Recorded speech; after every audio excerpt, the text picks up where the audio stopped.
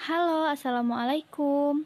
Perkenalkan, nama saya Aula Ulfafiani, NIM 1801087. Baiklah teman-teman, kali ini saya akan menjelaskan tentang sediaan gel. Semoga bermanfaat. Pengertian gel.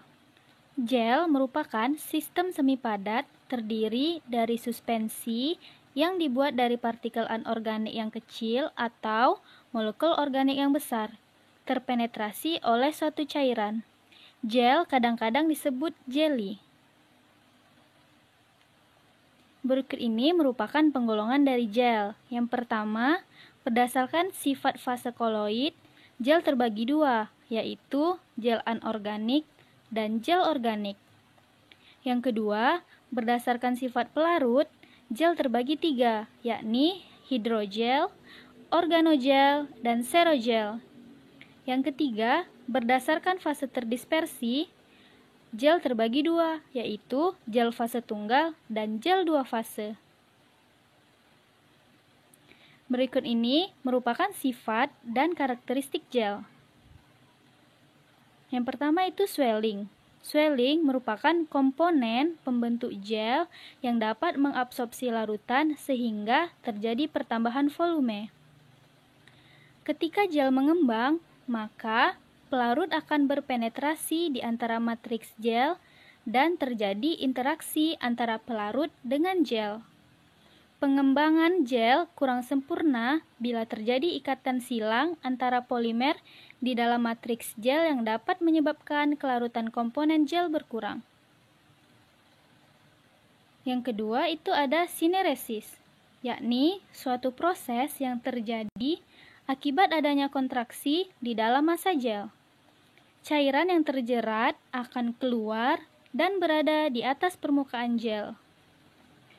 Adanya perubahan pada ketegaran gel akan mengakibatkan jarak antara matriks berubah, sehingga memungkinkan cairan bergerak menuju permukaan. Berikut ini merupakan contoh dari sineresis. Pada gambar bisa kita lihat itu ada sebuah jelly yang dikelilingi oleh air di sekitarnya. Air atau larutan di sekitar tersebutlah yang merupakan komponen larutan yang keluar dari gel tersebut akibat proses sineresis. Yang ketiga itu ada elastisitas dan rigiditas. Sifat ini merupakan karakteristik dari gel, gelatin agar, dan nitroselulosa. Selama transformasi dari bentuk sol menjadi gel, terjadi peningkatan elastisitas dengan peningkatan konsentrasi pembentuk gel. Berikutnya yaitu rheology. Larutan pembentuk gel atau gelling agent dan dispersi padatan yang terflokulasi memberikan sifat aliran pseudoplatis yang khas dan menunjukkan jalan aliran non-Newton yang dikarakterisasi oleh penurunan viskositas dan peningkatan laju aliran.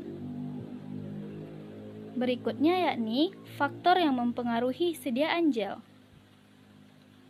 Yang pertama itu suhu. Gel dapat terbentuk melalui penurunan temperatur, tapi dapat juga pembentukan gel terjadi setelah pemanasan hingga suhu tertentu. Polimer seperti MC, HPMC terlarut hanya pada air yang dingin, membentuk larutan yang kental. Pada peningkatan suhu larutan tersebut membentuk gel.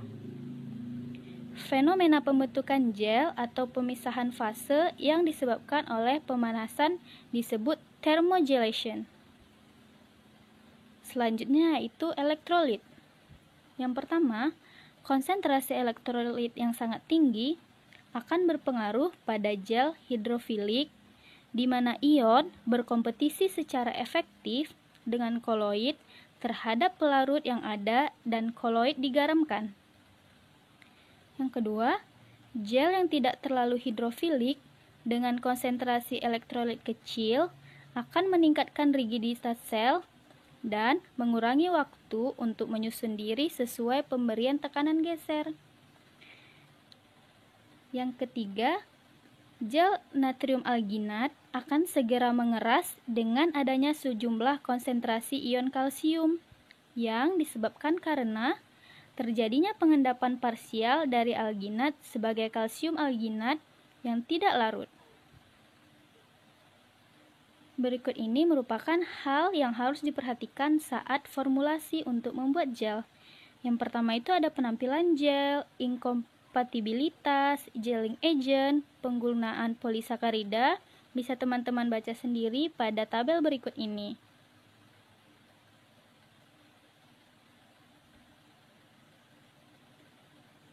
Viskositas sediaan, pemilihan komponen formula, konsentrasi polimer, dan pelarut. Juga bisa teman-teman baca pada tabel berikut ini. Berikut ini merupakan contoh-contoh dari sediaan gel. Yang pertama itu ada bioplasenton, merupakan sediaan gel yang digunakan untuk menyembuhkan luka. Yang kedua itu ada Gatsby sebagai gel rambut yang sering digunakan oleh laki-laki. Yang ketiga itu ada Mediclean TR untuk mengatasi masalah jerawat. Selanjutnya itu ada Carex Hand Gel sebagai pembersih tangan. Essence Brow Lash membantu pertumbuhan alis dan bulu mata. Berikut ini juga ada Wardah Acne Perfecting Moisturizer sebagai pelembab di wajah yang berjerawat. Bisa teman-teman lihat sendiri, sediaan dalam bentuk gel itu sangat banyak sekali. Bisa digunakan sebagai pembersih muka, micellar gel, sebagai pelumas sebelum mencukur. Ada yang digunakan sebagai facial wash, ada yang digunakan sebagai sabun mandi. Gel juga bisa digunakan untuk gel mata. Seperti yang bisa kita lihat, Sendopitalmic gel merupakan obat infeksi mata oleh bakteri gram positif. Gel juga bisa digunakan sebagai peel off gel, yaitu sebagai masker wajah, body serum. Dan berikut ini juga ada Venosmil gel yang digunakan sebagai obat untuk pembuluh daerah vena seperti wasir. Sekian presentasi tentang gel. Semoga bermanfaat untuk teman-teman semua. Thank you for my lecture, Mrs. Nessa Agistia M. Farm APT and all of my friends. Mohon maaf apabila ada kesalahan. Terima kasih telah menonton video ini. Jangan lupa follow my social media, Instagram Aulia Ulfaviani. Thank you for watching.